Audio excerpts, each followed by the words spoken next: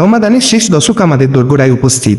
প্রিয় নবী সাল্লাল্লাহু আলাইহি ওয়াসাল্লাম এই দশকে জীবনের সবচেয়ে বেশি ইবাদতে মগ্ন হতেন। এই দশকের শ্রেষ্ঠ ইবাদত হল ইতিকাফ। এটি আল্লাহমুখী জীবনের অনন্য প্রশিক্ষণ। বর্তমান যুগে আমরা নানাবিধ তথ্য প্রযুক্তি এবং প্রয়োজনীয় অপ্রয়োজনীয় অগণিত যোগাযোগ, সংযোগ ও কর্মকাণ্ডে নিজেদের এমনভাবে জড়িয়ে ফেলেছি যে আমাদের মনোযোগ চরমভাবে বিক্ষিপ্ত হয়ে পড়েছে। ফলে 2 রাকাত সালাতও পূর্ণ মনোযোগের সঙ্গে আদায় করতে পারি না। এমন বাস্তবতা ইবাদতে একাগ্রতা ফিরিয়ে আনতে ইতিকাফের আমল অত্যন্ত প্রয়োজনীয়। ইতিকাফে সব দুনিয়াবি ব্যস্ততা ও কোলাহল থেকে মুক্ত করে একান্তভাবে মহান আল্লাহর দিকে মনোনিবেশ করার সুযোগ করে দেয়।